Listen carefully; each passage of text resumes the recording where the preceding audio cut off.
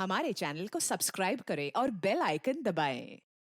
महेश थाने की पुलिस नहीं है, अब सब कुछ क्राइम ब्रांच के पास है। मैं अपनी तरफ से कोई कमी नहीं चाहता, लेकिन कुछ गड़बड़ नहीं होनी चाहिए, समझ गए? अर्चना कावेरी तुम्हारी जिम्मेदारी है। पता करो कि उसने अपना स्टेटमेंट क्यों बदला, और वो एनजीओ वाली देविका चौधरी, उसका क्या रोल है नई स्टेटमेंट के पीछे। और ललित, तुम स्कूल जाके पता करो, देखो महेश, प्रिंसिपल और बाकी का स्टाफ और क्या जानते हैं। मैं कालू से बात करता हूँ। एक और इम्पोर्टेंट चीज़ है, अजीब बात है कि वो इस केस फाइल में नहीं है। क्या मिसिंग है? डिटेल पोस्टमार्टम रिपोर्ट अब तक फाइल नहीं हुई है। नहीं हुई है? नहीं, हमसे छूटी नहीं है। डिटेल्ड रिपोर्ट अभी तक हमें मिली नहीं है, तो हम उसे अटैच कैसे कर दें? अपडेट तो होगा कल्पेश कि कब तक आने वाली है। अब ये तो नंदिता जी ही बता सकती हैं कि रिपोर्ट कब तक तैयार होगी। 1-2 दिन और लग जाएंगे। जैसे हो जाएगा मैं आपको फोन करती हूँ। इन्वेस्टिगेशन के हिसाब से श्रुति के साथ जो कुछ हुआ उसका जिम्मेदार कालू यादव था, तो उसका डीएनए मैच किया गया था? नहीं, ऐसी कोई रिक्वेस्ट नहीं आई है हमारे पास। और मैंने डॉक्टर रागिनी प्रधान का इंटरव्यू देखा था टीवी पर, लेकिन वो तो हमारे मेडिकल इन्वेस्टिगेशन टीम का हिस्सा है ही नहीं। मतलब ये डॉक्टर रागिनी प्रधान आपकी टीम में नहीं है? नहीं, जहाँ तक मुझे पता है वो तो प्राइवेट प्रैक्टिस करती है। हाँ, लेकिन जब हम विक्टिम की डेड बॉडी पोस्टमार्टम के लिए तैयार कर रहे थे, तब सब इंस्पेक्टर कल्पेश शर्मा ने डॉक्टर रागिनी प्रधान को अलग से बुला लिया था। एनीवे, मैं डिटेल रिपोर्ट तैयार कर रही हूँ, रेडी होते ही आपके पास भिजवा दूंगी। अब इस केस में आगे आने वाली बातें बहुत चौंकाने वाली थी। ये नई इन्वेस्टिगेटिंग टीम को एक ऐसे भंवर में पटकने वाली थी कि कालू यादव के मुख्य अभियुक्त होने के बावजूद केस की फाइल को क्लोज करने के लिए अभी उन्हें कड़ी मेहनत करनी थी।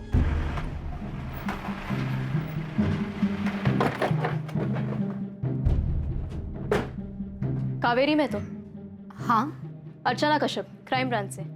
आपको आपकी बेटी के केस के बारे में दोबारा नई टीम से जांच करवानी थी ना? जी। अब वो जांच हम करेंगे।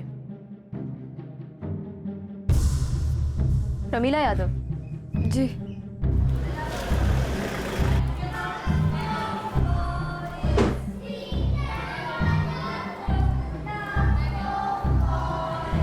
कुछ लेंगे सर? चाय, कॉफी? सीसीटीवी फुटेज जो पहली टीम को नहीं दिए थे आपने। और सीसीटीवी तो अभी लगना शुरू हुआ है श्रुति का केस होने के बाद, और सब जगह लगवा रहे हैं। आप चाहें तो चेक कर सकते हैं। महेश, मुझे 5 मिनट में तुम, निधि दहिया और दक्षा जायसवाल एक साथ यहाँ पर चाहिए। 5 मिनट में तो नहीं हो पाएगा, बच्चों की क्लास चल रही है। कब खत्म होगी क्लास? अरे ऐसे कैसे कह रही है? आपके फोन नहीं आया था? एक सेकेंड, ये मेरा फोन देख लीजिए। इसमें आपको वो नंबर मिल जाएगा जिससे फोन आया था, बताया गया था कि मेरी बेटी के साथ जो है उसमें किशन भंडारी का ही हाथ है। इसकी कोई ज़रूरत नहीं है, ये नंबर हमारे पास भी है। फ़ोन पीसीओ से आया था और इसी पीसीओ से हमें भी एक कॉल आया था।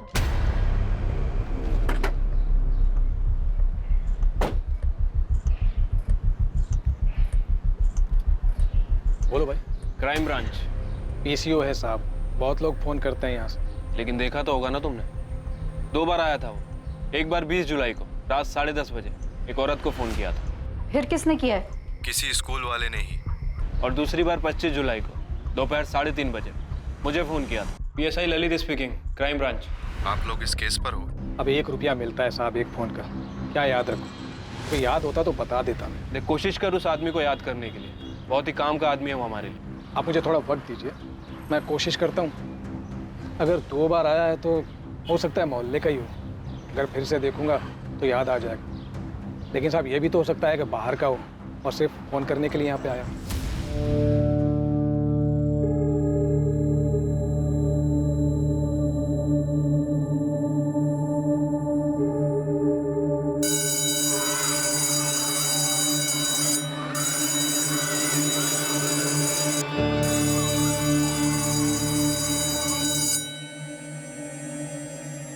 तूने अपने बयान में लिखा है कि जिस दिन श्रुति अकेली निशा के बिना घर पर आई और तेरी बीवी प्रमिला भी घर पर नहीं थी, उस दिन तूने श्रुति के साथ बहक गया था मैं साहब। श्रुति तो बहुत सुंदर दिखती है। बच्ची को अकेला देखकर संभाल नहीं पाया अपने आप को।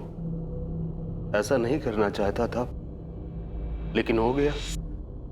गलत किया श्रुति के साथ।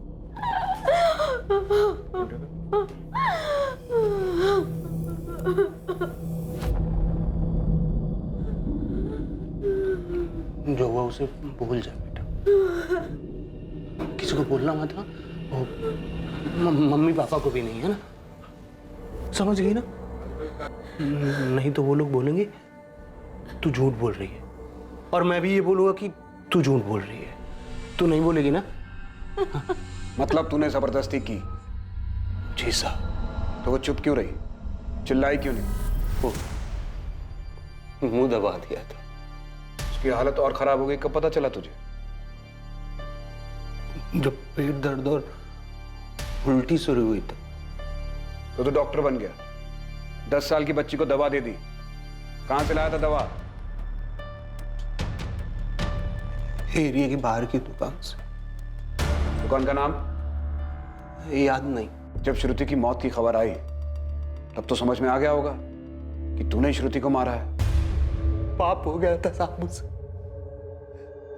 साहब मैं पापी हूं साहब, मुझे फांसी दे दो साहब। साहब मुझे मार दो साहब, फांसी दे दो साहब। कालू भाई ऐसा कर ही नहीं सकते। अरे बहुत सालों से जानते हैं हम उन्हें। एकदम गलत इल्जाम लगाया गया है उन पर। और तुम्हें स्कूल वालों पे इल्जाम लगाने के कितने पैसे मिले? अरे ओ मैडम, आप भी मिली हुई हो स्कूल वालों से? अब पिछली बार जो पुलिस आई थी उनसे? एक औरत हो के एक औरत के बारे में ऐसा सोच भी कैसे सकती हैं आप? किसी ने पैसे नहीं लिए मैडम, और नहीं मेरे पति ने कुछ किया है। प्रमिला यादव, तुमसे भी बात करूंगी मैं। पहले कावेरी से कर ले। सच बोल रही है प्रमिला। श्रुति और निशा दोनों बेटी जैसी है कालू भाई के लिए। ना मुझे ना मेरे पति को लगता है कि वो ऐसा कुछ कर सकते हैं। पहले तो तुम कुछ नहीं कहना चाहती थी, फिर वही एक फोन आया और तुमने सारी बात मान ली। क्यों? किसका फोन? और कालू को अरेस्ट करने के एक दिन बाद ही ये फोन क्यों आया? हाँ, अगर कोई शुभचिंतक ही था तो पहले क्यों नहीं बताया उसने? मुझे पहले भी लगता था कि कालू भाई श्रुति के साथ ऐसा कुछ नहीं कर सकते, उनका हाथ नहीं है इसमें। अरे जिसकी बेटी मरी उसकी बात तो आप लोग सुन ही नहीं रहे हैं। 13 तारीख की रात को हम सब साथ खाना खा रहे थे, सब ठीक था, हंसी मजाक चल रहा था। हम लोग खाना खा रहे थे और श्रुति खेल रही थी, निशा के साथ मस्ती कर रही थी। मुझे डांट लगाना पड़ा उसे कि खेल रोककर खाना खा ले। मैंने अगली सुबह उसे स्कूल छोड़ा। हंस रही थी, खुश थी, हर रोज की तरह। मर्द नहीं समझ सकते, लेकिन आप तो औरत है, आप तो समझ सकती है। सोचिए, एक 10 साल की लड़की को एक दिन पहले दवाई दी गई क्योंकि उसे बहुत दर्द हो रहा था और किसी को पता नहीं चलता। और ऐसा दर्द उसकी माँ से छुपा हुआ रह सकता है? बताइए जरा। माना कि नहीं छुपा सकती, लेकिन फिर आप लोगों ने ये बात पहली वाली टीम के सामने क्यों नहीं उठाई? अरे मैडम, चिल्ला चिल्ला के कहा था, लेकिन सुनना कहाँ चाहते थे वो लोग। कालू भाई को पकड़ने के बाद बस जैसे तैसे मामला खत्म करना था। आप देविका जी से पूछ लीजिए, वो थी साथ में जब मैंने बोला था। और देविका इस केस में कैसे आई? आपने बुलाया या खुद घुस गई? क्या फर्क पड़ता है मैडम, उनके रहने ना रहने से सच बदल जाएगा? सच बदलेगा नहीं, लेकिन सच बदलने की कोशिश जरूर की जा सकती है। आपकी बेटी की मौत हुई है, तकलीफ में थी वो। आप जानती है ना, अगर आप झूठ बोल रही है तो आप खुद उसके साथ अन्याय कर रही है। मैं अन्याय कर रही हूँ मेरी बच्ची के साथ? अरे आप लोग समझ ही नहीं रहे। ऐसा दर्द तो एक औरत भी सहन नहीं कर पाती है। श्रुति तो फिर भी बच्ची थी, सिर्फ 10 साल की, मेरे बगल में सोती थी। मुझे नहीं पता चलता क्या? वो चुप नहीं बैठती, मुझे बताती। मुझसे बेहतर मेरी बेटी को कौन जान सकता है? मैं नहीं मानती कि आप लोग जो कह रहे हो वो सच है।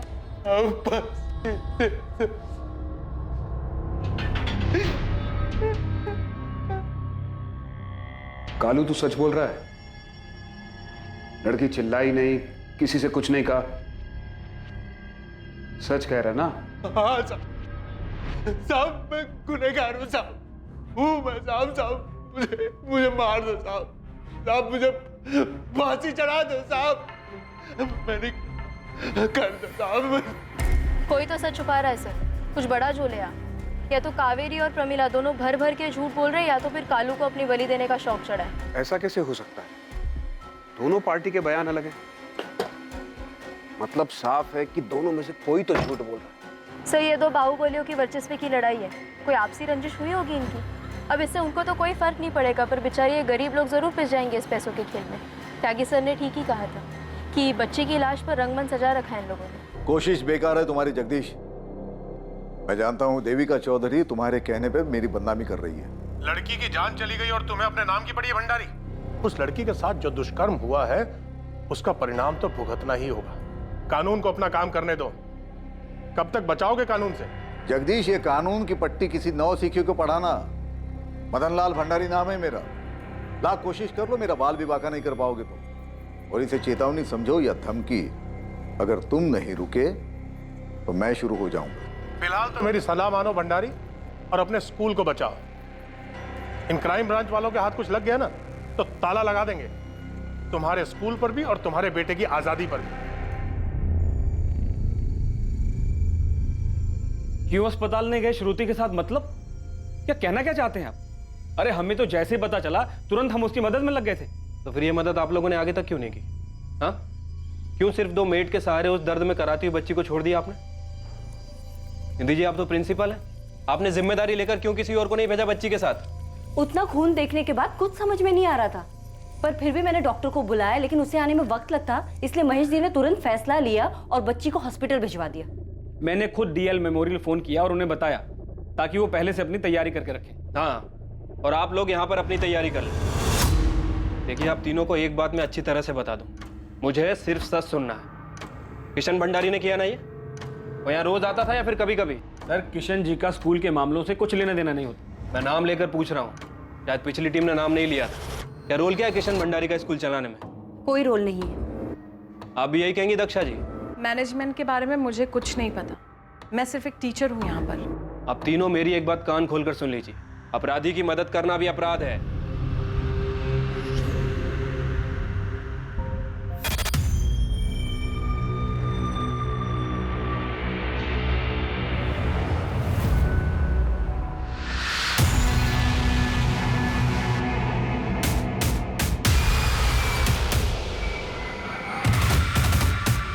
ये झमेला तुम ही देखो महेश, मैं रेजिग्नेशन दे रही हूँ। सोच लीजिए मैडम, ये 2 बाहुबलियों की आपस की लड़ाई है और बेवजह स्कूल को बदनाम किया जा रहा है। आरोपी तो जेल के अंदर है। वो क्राइम ब्रांच वाले गलत तो नहीं बोल रहे ना महेश? क्यों तुमने श्रुति को हॉस्पिटल में सिर्फ सादिया और आरती के साथ भेजा? खुद क्यों नहीं गए? मुझे क्यों नहीं कहा? मैडम, जब मैं था ना, आप भी वहीं थी। अब आप सारी जिम्मेदारी मेरे कंधों पर डाल रही ना। मैंने आपको रोका था कि वहां मत जाओ, किसी को मत भेजो। मैं तो सिर्फ कोऑर्डिनेटर हूँ, आप प्रिंसिपल हैं, जिम्मेदारी आपकी बनती थी। तो अब तहकीकात किस दिशा में करनी है ये भी आप लोग बताएंगे हमें। मैं तो आप लोगों को दिशा दिखाने की कोशिश कर रहा हूं ताकि आप लोग पहले वाली टीम की तरह भटके नहीं। अरे भाई, शुभचिंतक हूं मैं आप लोगों का। बहुत बहुत शुक्रिया जगदीश जी हमारी चिंता करने के लिए। सर, चल क्या रहा है यहाँ पे? ये मदन लाल फोन करके बोल रहा है कि केस को गलत दिशा में मत ले जाओ। त्यागी ठीक ही कह रहा था, ये री इन्वेस्टिगेशन केस को घुमाने के लिए शुरू करवाया गया है। सब लोग अपना अपना मतलब पूरा करना चाहते हैं। सर, वो एनजीओ वाली देविका भी आई थी अर्चना से मिलने। आप लोगों को बस इतना बताना चाहती हूँ कि भंडारी परिवार काफी कुछ छुपा रहा है। वो हम पता कर लेंगे। उस लड़की को जानबूझकर निशाना बनाया गया मैडम। निशाना बनाया गया? क्यों? गरीबी मैडम, गरीबी। उस लड़की की माँ ने फीस कम करने की रिक्वेस्ट की तो उन लोगों ने ऐसा बदला लिया। क्या बोल रही है आप कि श्रुति को टारगेट किया गया था? इस केस में एक और नया मोड़ आया, लेकिन इसी के साथ पीड़िता की पोस्टमार्टम रिपोर्ट से एक और चौंकाने वाली चीज पता चली। डॉक्टर नंदिता, जिस पर हम काम कर रहे हैं उससे भी कुछ अलग मिला है क्या? अब तक जो भी सामने आया है ये उन सब से अलग है। ये सुनकर आप शॉक्ड हो जाएंगे। मुझे लगता है ये सारी चीजें जानबूझकर छिपाई गई, केस को दबाने के लिए कवर अप किया गया है। मैं अभी पहुंच रहा हूँ। पुरानी टीम कह रही है कि उनको भी नहीं पता था ये। झूठ बोल रहे हैं वो लोग। मैंने जब किशन भंडारी का नाम लिया था तभी बताया था उनको कि मैं फीस कम करवाने के लिए स्कूल गई थी। हम पति पत्नी मिलकर भी इतना ही कमा पाते कि किसी तरह घर चला सके। कोशिश रहती है कि बच्चों को भूखा ना सोने दे। श्रुति के अलावा एक और बेटी है हमारी, 5वीं से, उसे भी यही पढ़ाना है। मैं समझ सकती हूँ कावेरी, लेकिन अगर फीस कम कराने की बात है तो तुम महेश जी से बात कर लो। इस मामले में वही कुछ कर सकते हैं। फैसला तो अनामिका जी करती है, मैं तो सिर्फ रिक्वेस्ट कर सकता हूँ। तो सर जी, आप उनको बताइए ना हमारी हालत के बारे में। ठीक है, मैं बात करता हूँ, लेकिन अगर तुम खुद अनामिका जी से जाकर उनकी कोठी पर बात करो तो ज्यादा बेहतर होगा। मैं गई थी उनके कोठी, लेकिन अनामिका जी नहीं मिली, ये किशन मिला वहां। कौन सी क्लास में है? बता श्रुति। 7th स्टैंडर्ड में। ठीक है, मैं देखता हूँ हम क्या कर सकते हैं। बड़ी मेहरबानी होगी साहब, थोड़ा बोझ हल्का हो जाएगा। आप फिक्र मत कीजिए, मैं बात करता हूँ अनामिका से भी और महेश जी से, जो होगा आपको बता देंगे। कितनी कम हुई थी फीस? नहीं हुई, उसके पहले ही मेरी बच्ची को मार डाला। तुम गई कब थी उनसे बात करने? ये साल शुरू होने के पहले। तुम्हें किशन भंडारी पर ही क्यों शक है? वो फिर आया था तुम्हारी बेटी से मिलने? मेरे सामने तो नहीं मिला, लेकिन मैं जानती हूँ ये उसी ने किया है, कालू भाई ने नहीं। क्या मिला आपको डॉक्टर? आपने कहा शॉकिंग है। विक्टिम को सोडोमाइज किया गया था, उसके साथ अस्वाभाविक दुष्कर्म हुआ है। सोडोमाइज्ड? अस्वाभाविक दुष्कर्म? यस।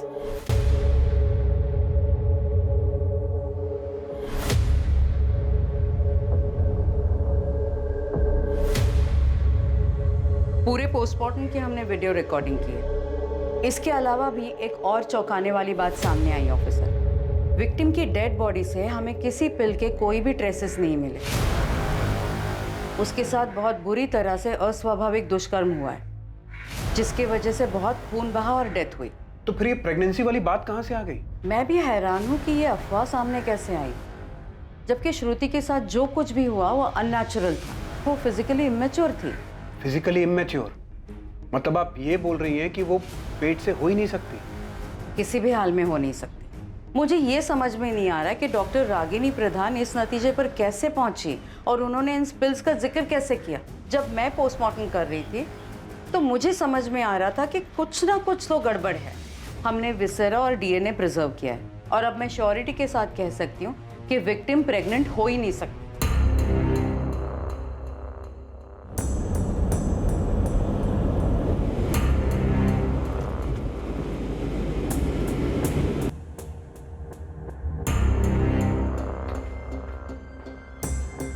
सर, श्रुति की मां कावेरी का कहना है कि वो श्रुति की स्कूल फीस कम करवाने के लिए किशन भंडारी से मिली थी और वो एनजीओ वाली देविका, उसने भी कहा है कि इसी वजह से श्रुति को टारगेट किया गया था।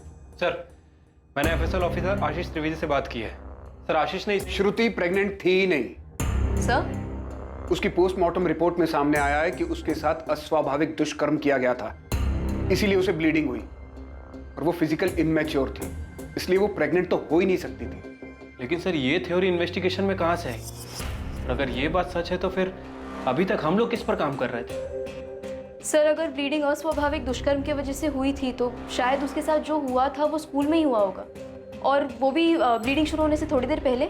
बहुत से लोग शामिल हैं इसमें, सबने मिलकर खेला है नाटक। सबसे पहले तो डॉक्टर रागिनी प्रधान से मिलना पड़ेगा और उस एफएसएल ऑफिसर से भी। कैसे मिले उन्हें टॉयलेट में अंश? कैसे पहुंचे इस थ्योरी पे जो पॉसिबल ही नहीं है? 4 बजे आ जाइए। आप ऐसे अंदर कैसे आ गए? Crime branch. देखिए ऑफिसर, अभी मेरा पेशेंट देखने का आपने 10 साल की बच्ची को प्रेग्नेंट कैसे बताया? क्या बेस था आपके पास? एक्सक्यूज मी ऑफिसर, वहां मुझे पुलिस ने बुलाया था। मैंने वहां बाथरूम में ब्लड के साथ मांस का अंश पड़ा हुआ देखा था। उससे मुझे जो समझ में आया बता दिया। आप वो रिपोर्ट दिखाइए जो आपने सबमिट की थी। रिपोर्ट? कौन सी रिपोर्ट?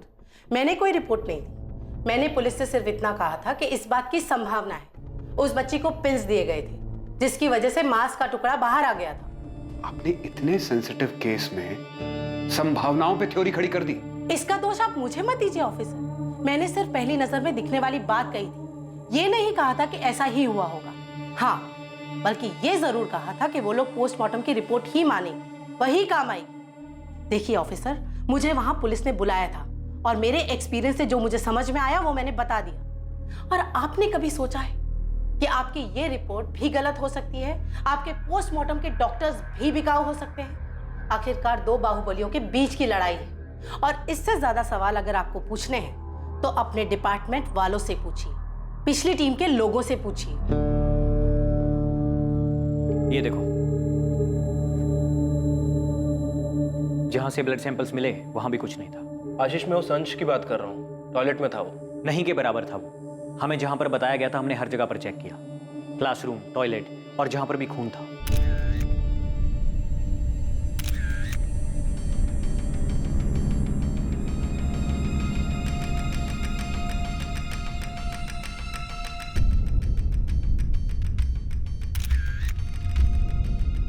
मैं जानता हूं कि तुम उस अंश के बारे में बात कर रहे हो जो टॉयलेट से मिला था, लेकिन मुझे लगता है वैसा है नहीं जैसा बोला जा रहा था। मैंने डॉक्टर नंदिता से बात की कि विक्टिम के साथ ऐसा दुष्कर्म नहीं हुआ था। आशीष, ऐसा भी तो हो सकता है कि कोई गलती हुई हो, सीन को क्रिएट किया गया। ये मैं नहीं बता सकता। हम उन्हीं चीज़ों को जांचते हैं जो क्राइम सीन से मिली होती हैं। इसमें मैं क्या सीन क्रिएट कर सकता हूँ? उसके साथ अस्वाभाविक तरीके से दुष्कर्म हुआ था। बहुत बुरे तरीके से हुआ था। डॉक्टर जयदेव का मानना है कि जिस अंश के बारे में बात हो रही है वो आंतों का टुकड़ा हो सकता है। आंतों का टुकड़ा?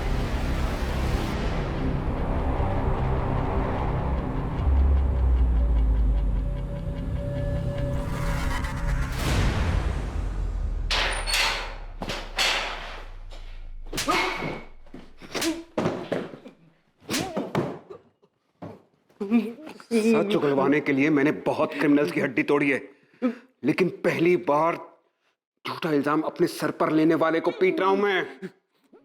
बता, बोल, किसके लिए बलि का बकरा बन रहा है तू? बोल कालू, किसके लिए बलि का बकरा बन रहा है तू?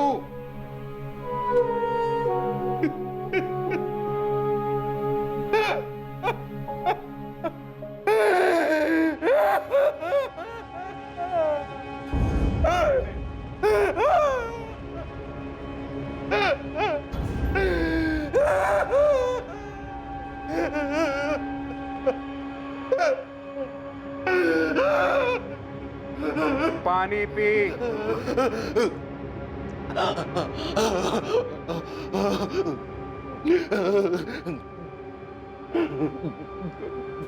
क्यों किया कालू?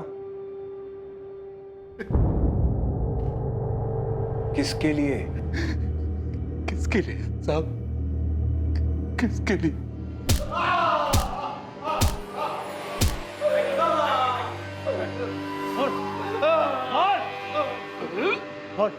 तूने किया ना रेप? हाँ? तूने किया ना?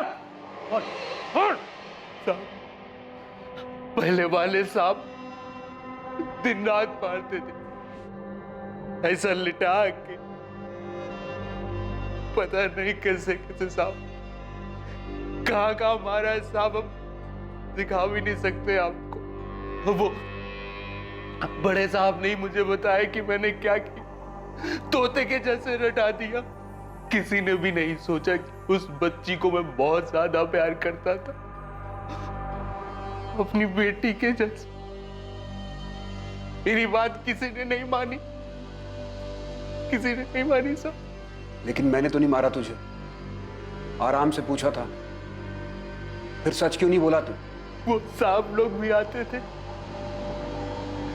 तो यही बोलते थे, लेकिन अगर मैंने कुछ किया हो तो बताओ।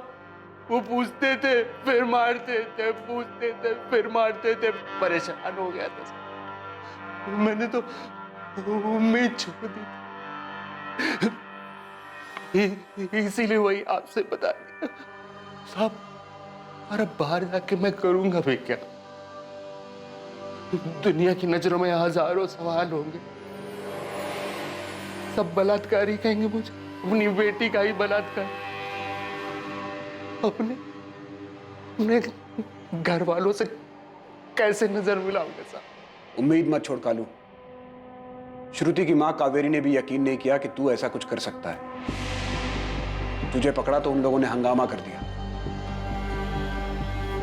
हम इस केस की जांच फिर से कर रहे हैं। तो आप लोग मुझे बचा लेंगे? तुझे तुरंत तो नहीं छुड़वा सकता, क्योंकि चार्जशीट में तेरा इकरारनामा है। लेकिन इतना भरोसा रख कि अब कोई तेरा बाल भी बांका नहीं कर पाएगा। ललित, पूरी भंडारी फैमिली, सारे स्कूल स्टाफ को उठा लो। प्रिंसिपल, टीचर्स, कोऑर्डिनेटर, कोई नहीं छूटना चाहिए। डीएसपी सर के ऑर्डर्स हैं हमारे पास। कोई प्यार से न माने तो घसीट कर ले आना सबको। और अर्चना, 2 घंटे के अंदर तुम्हें स्कूल को सील करने का ऑर्डर मजिस्ट्रेट के ऑफिस से मिलेगा। सबसे पहले हमें स्कूल को अच्छे से छानना होगा। ठीक है सर। सर, श्रुति के बगल में बैठने वाली लड़की प्रिया, उसे बुला लूं? सर, उसी ने हमें बताया था कि श्रुति क्लास से बाहर गई थी। पेरेंट्स के साथ बुलाओ उसको, बात करते हैं, देखते हैं क्या बताया था उसने पहली टीम को।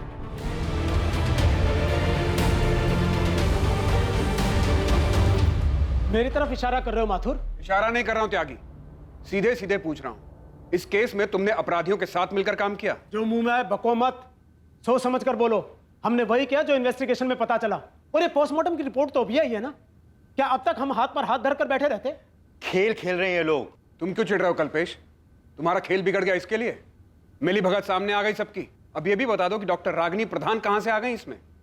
सुना वो तुम्हारी जान पहचान वाली है? मेरी जान पहचान वाली है, इसीलिए अर्जेंट में आई, क्योंकि टॉयलेट में कुछ पड़ा हुआ मिला था और वो बहुत बड़ा सबूत साबित हो सकता था। पानी में बह सकता था, वेस्ट हो सकता था।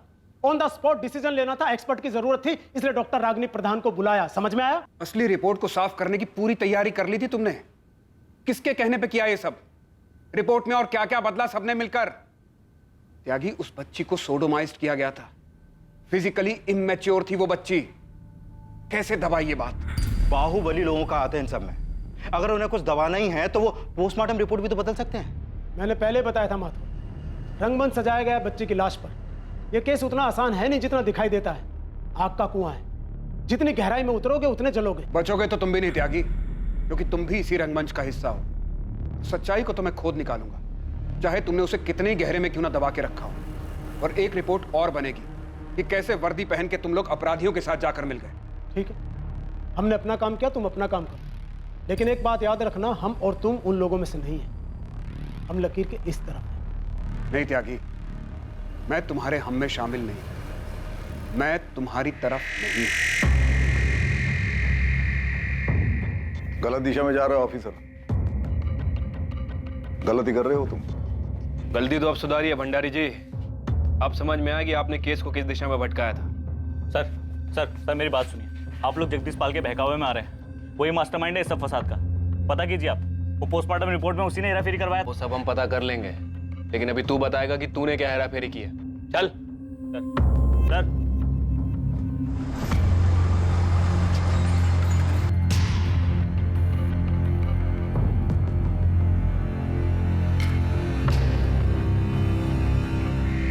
आपकी बच्ची की मौत का इस्तेमाल कर रहे हैं लोग कावेरी जी।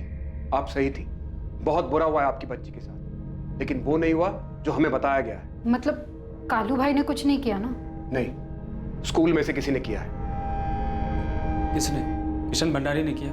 हम पता लगा रहे हैं और बहुत जल्द आपको भी बता देंगे। इन लोगों ने सबूत मिटाने की कोशिश की है, लेकिन हम लोग इन्हें छोड़ेंगे नहीं, पकड़ के रहेंगे। कुमार साहब को बोलो और भी काम है हमें, जो भी बात करनी है जल्दी करो। सुना नहीं क्या तुमने?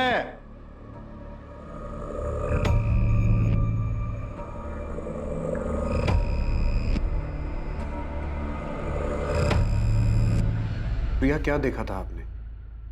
श्रुति दक्षा मिस की क्लास के पहले बाहर गई थी। कहाँ गई थी बेटा? पता नहीं अंकल, मैं क्लास में थी, लेकिन मुझे लगा उसको किसी ने बुलाया था। मैंने ये बात पहले भी बताई थी। आपने ये बात पहले बताई थी? वो जो दूसरे पुलिस वाले अंकल है ना, उनको। श्रुति को किसने बुलाया था ये देखा तुमने?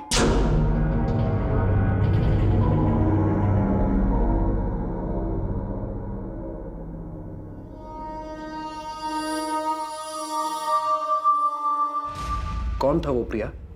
किसने बुलाया था? किशन भंडारी था? तुम किशन भंडारी को जानती हो ना? नहीं, पर मैंने देखा नहीं कि उसे किसने बुलाया था। डरो मत बेटा, हम जानते हैं वो कोई स्कूल वाला ही था, है ना? कौन था वो? पता नहीं अंकल, पर मैंने सच्ची में नहीं देखा।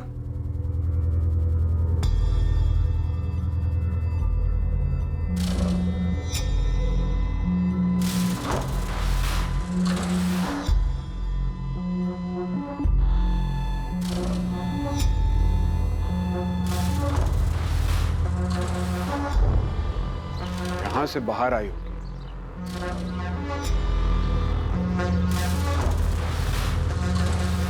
सर इस तरफ तो क्लासरूम्स है, बहुत ज्यादा बच्चे होंगे, हो सकता है कि इस तरफ गई हो।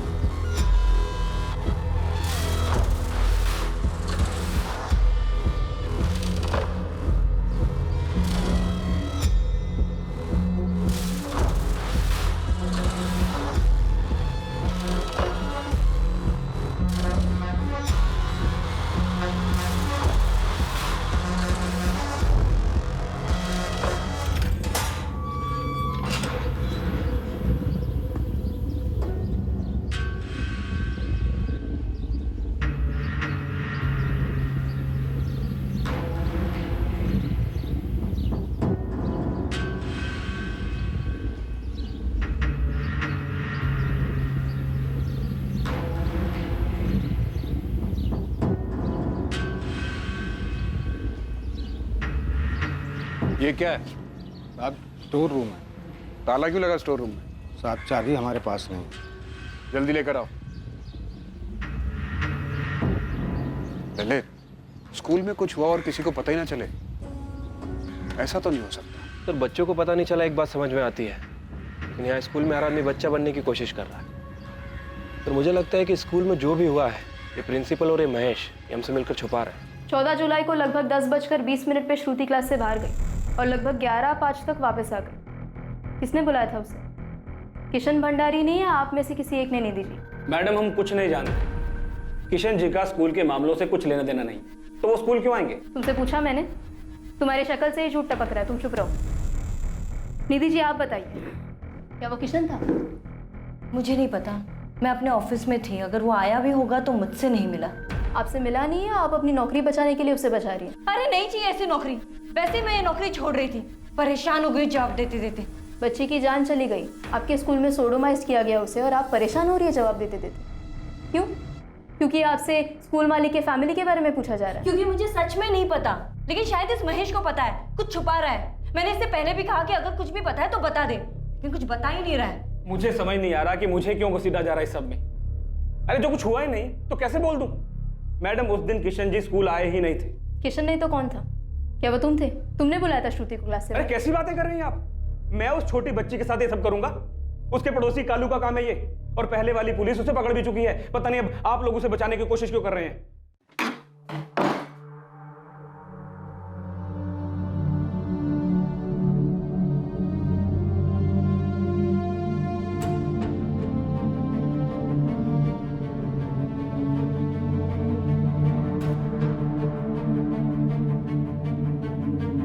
कमरे से कभी कोई सैंपल ही नहीं लिया गया सर, शायद इसीलिए फॉरेंसिक रिपोर्ट में इस कमरे का कोई जिक्र ही नहीं है। इस कमरे पर किसी का ध्यान ना जाए इस बात की पूरी कोशिश की गई होगी। इस कमरे की आखिरी बार सफाई कब हुई थी? 14 जुलाई को, लड़की को हॉस्पिटल भेजने के बाद। साहब मुझे कुछ नहीं पता, मैंने इस कमरे को नहीं साफ किया है। तो फिर किसने की थी?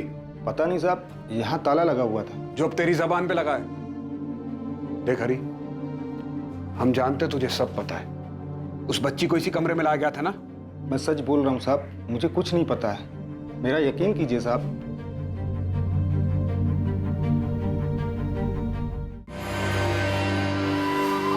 इंस्पेक्टर तुम जानते नहीं कि मदन लाल भंडारी कौन है, वरना कल दोपहर से इस तरह हमें यहाँ पे बिठा के नहीं रखते तुम। जब तक तुम सच नहीं बता देते तुम यहाँ से बाहर नहीं जाओगे मदन लाल। किशन तुमने किया ना उस बच्ची के साथ, और ये भी बताना कि तुम लोगों ने मिलकर कैसे सब कुछ मैनेज किया।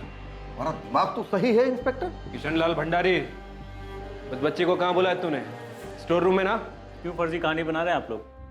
हाँ, मेरे पापा का नाम खराब करने के लिए, मुझे फंसाने के लिए? सर सच यही है कि मैं वहाँ गया ही नहीं था, मैं स्कूल नहीं गया था, मैं वहाँ जाता ही नहीं हूँ सर। और इस नई कहानी के लिए तुमने और तुम्हारे पोस्टमार्टम टीम ने जगदीश से कितने लिए हैं? तुमने कितने दिए थे इंस्पेक्टर त्यागी, सब इंस्पेक्टर कल्पेश और डॉक्टर रागिनी प्रधान को? तुम नहीं जानते मैं क्या कर सकता हूँ। ये क्राइम ब्रांच है, यहाँ हम जो चाहे वो कर सकते हैं तुम्हारे और तुम्हारी फैमिली के साथ। तुम कुछ नहीं कर पाओगे।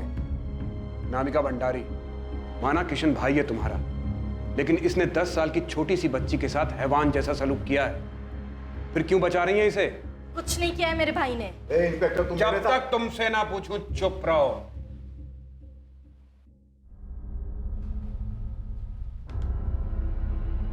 अनामिका, 14 जुलाई को महेश ने 11:10 के बाद तुम्हें 6 कॉल किए, 2-2 मिनट के, और महेश ने 2 कॉल तुम्हें किए मदन लाल। 11:10 से 11:35, यानी इस 25 मिनट के बीच में तुम लोगों को 8 बार कॉल किए। क्यों?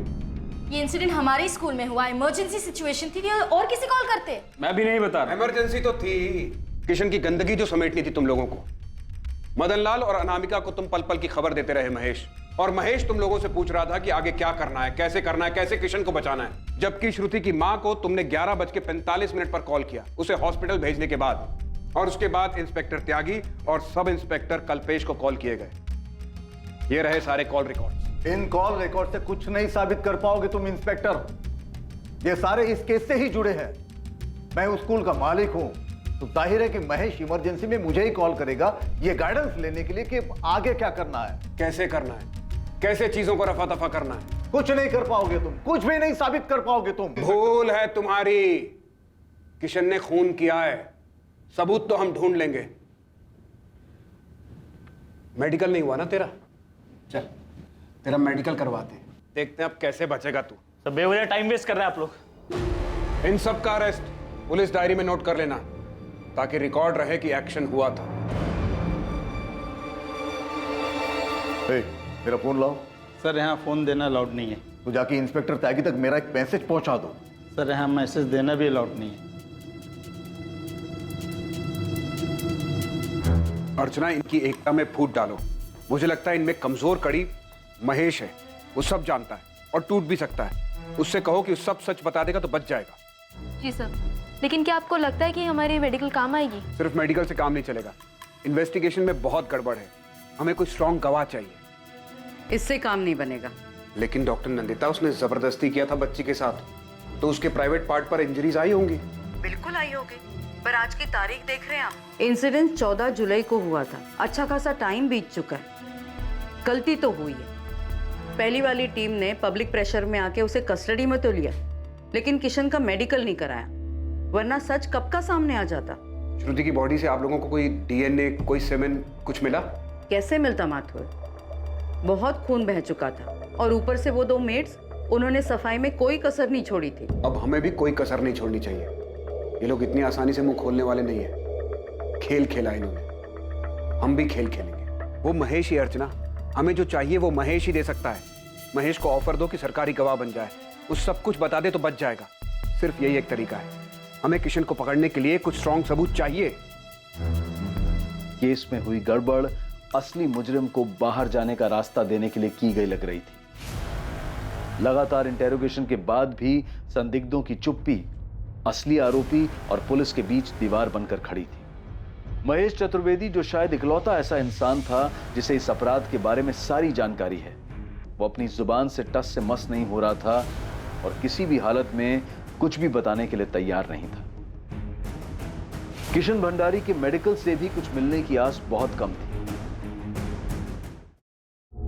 मैंने कहा था इससे काम नहीं बनेगा, आप लोगों ने बहुत देर कर दी।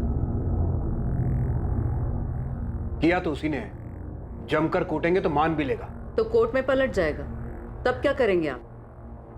स्टोर रूम का क्या हुआ?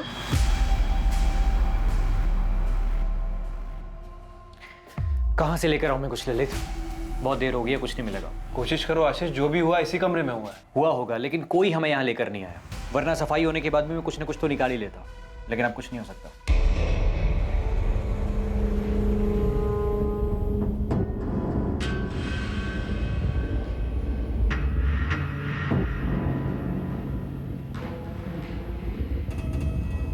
कुछ नहीं किया तूने, कुछ नहीं होने दूंगा तुम्हें। बस 1-2 दिन रुक जा, बेल हो जाएगी हमारी।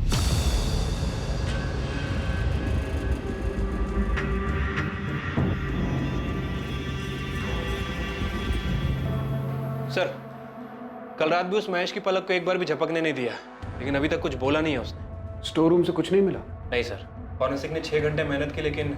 और उस फोन पर इंफॉर्मेशन देने वाले का, जिसने हमें और कावेरी को कॉल किया था? पीसीओ वाले मुस्ताक को फॉलो अप कर रहा हूं मैं। मैम, अगर किशन स्कूल आया भी होगा तो मैंने उसे नहीं देखा। मुझे पता है इस सब में महेश शामिल है। श्रुति की माँ फीस कम करवाने के लिए अनामिका के पास गई, लेकिन मिल गया उसे किशन। तभी से उसके मन में शैतान घुस गया होगा।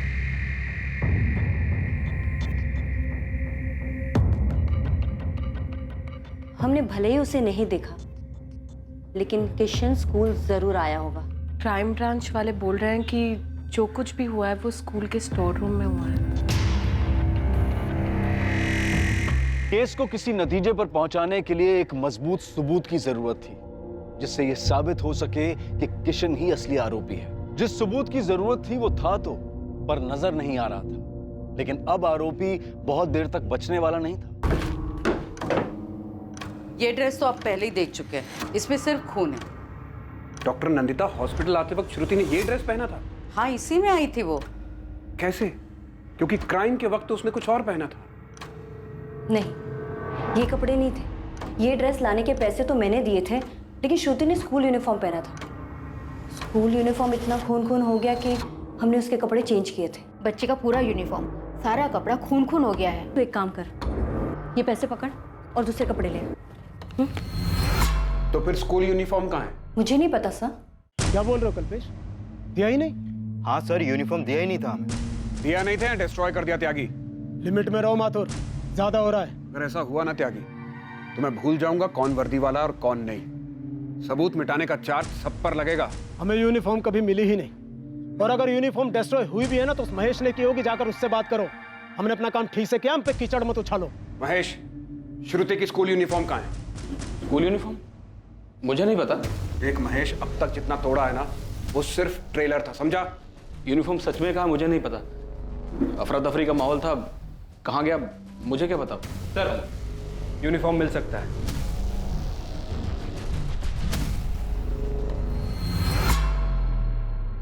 आरती और साध्या, श्रुति के कपड़े तुम दोनों ने बदले थे ना? हाँ, हमने ही बदले थे। स्कूल यूनिफॉर्म पहना था उसने। अभी कहाँ पर है वो? सर, श्रुति का बैग और यूनिफॉर्म स्कूल में ही था। महेश सर ने बोला कि दोनों को पैक करके उसके घर पे दे दो, तो मैंने दे दिया। दादी, ये यूनिफॉर्म श्रुति के बैग में डालो और उसके घर पर दे दो। बाकी कोई काम होगा तो बताता हूँ।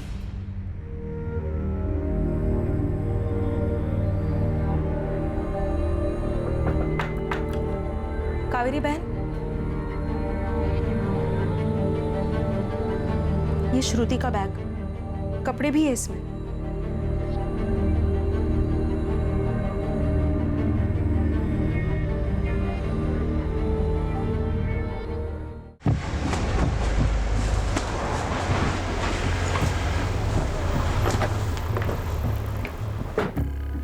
यूनिफॉर्म मिला कावेरी? हाँ मिला। यूनिफॉर्म साफ तो नहीं किया ना तुमने? नहीं मैडम, जैसा मिला था वैसे ही अलमारी के ऊपर रख दिया ताकि दिखाई ना दे। इसे देखने की हिम्मत नहीं तो साफ क्या करते। सही क्या कावेरी? खून तो सूखा ही था, लेकिन अगर इसमें सीमन गिरा है तो मुझ पे छोड़ दो, मैं डीएनए निकाल कर आपको दे दूंगी। डू इट नंदिता, जो हो सके वो करो।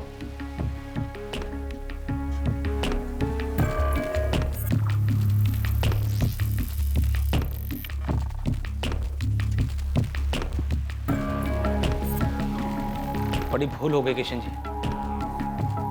बस उम्मीद करो कि उन्हें यूनिफॉर्म पे कुछ ना मिले।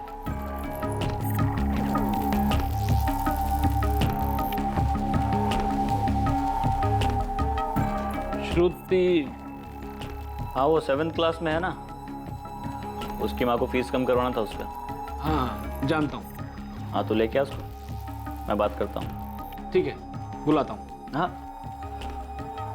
ऐसे नहीं, स्टोर रूम में लेके आ।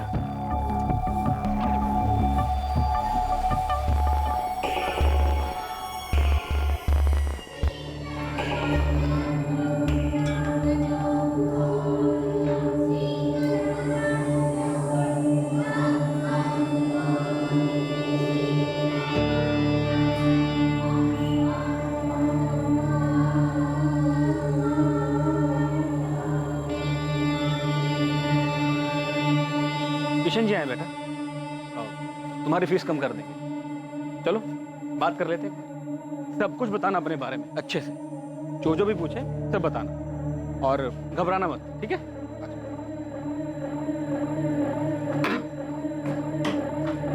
चलो। Good morning sir. Good morning, कैसी हो तुम? मैं ठीक हूँ सर। आओ।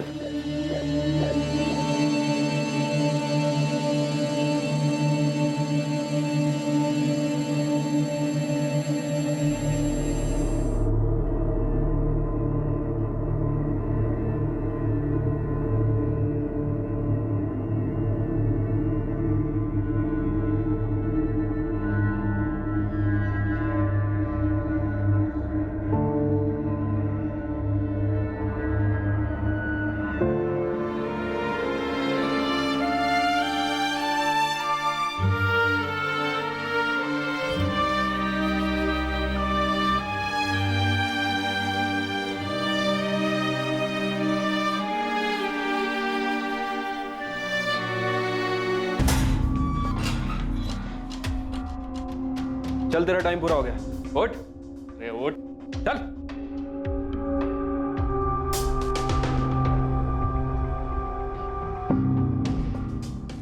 तुम्हारा एविडेंस मेरे हाथ में है माथुर। मैच हो गया? हाँ मैच हो गया।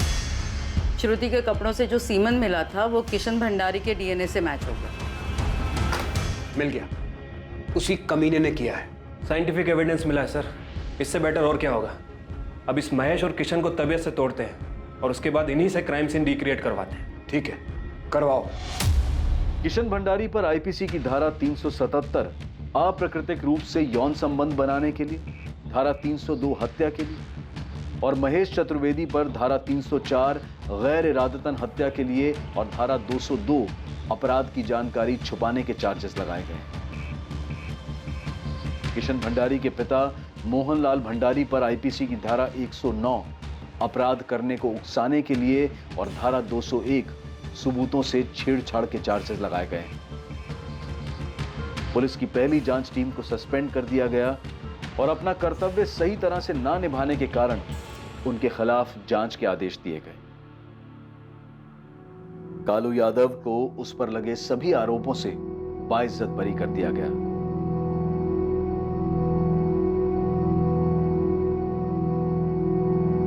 कावेरी अपनी बेटी को न्याय दिलाने के लिए लड़ी और आखिरकार उन रसूखदार और ताकतवर लोगों तक पहुंची जिन लोगों ने जुर्म से भागने के लिए बहुत कुछ किया था। कोई खबर? नहीं सर, पीसीओ वाले के पीछे लगा हूं, लेकिन जिस कॉलर ने किशन भंडारी का नाम आगे किया था उसके बारे में कुछ पता नहीं चल रहा है। कोई नहीं, केस को सही बंदे की तरफ घुमाने में बड़ी हेल्प की है उसने। नहीं भी पता चले तो ठीक है। सर वैसे मुझे लगता है कि कोई स्कूल से ही होगा, शायद उसकी इंसानियत जाग गई होगी और उसने हमें फोन कर दिया। वो कॉलर अब तक अज्ञात है, क्योंकि उस अज्ञात कॉलर ने अपनी जिम्मेदारी समझी, क्योंकि श्रुति की मां ने हार नहीं मानी और अपनी आवाज उठाई, क्योंकि कई संगठनों ने आम लोगों का साथ दिया और केस को री इन्वेस्टिगेट करने की उनकी आवाज को बुलंद किया। नतीजा यह हुआ कि कानून की पकड़ से दूर जा रहे और सबूतों को मिटा चुके असली अपराधी पकड़े गए, वरना इस केस में एक गरीब निर्दोष की बलि चढ़ाने की पूरी तैयारी कर ली गई थी। हम उस इन्वेस्टिगेटिंग टीम की सराहना करते हैं जो इतनी बाधाओं से लड़ते हुए मामले की गहराई तक गई और असली आरोपियों को पकड़ने में सफल रही। हमारा सिस्टम ऐसे ही समर्पित और निष्ठावान लोगों के प्रतिबद्ध और सतर्क रहने से चलता है। अब मैं अनूप सोनी आपसे विदा लेता हूं। कल रात 11 बजे आपसे फिर मुलाकात होगी एक और नए केस के साथ। और याद रखें, क्राइम और आपके बीच में सिर्फ इतना फर्क है कि आप कितने सतर्क हैं। सतर्क रहें, सुरक्षित रहें। जय Hind. For more updates, subscribe to our channel, click the show links and enjoy watching the videos.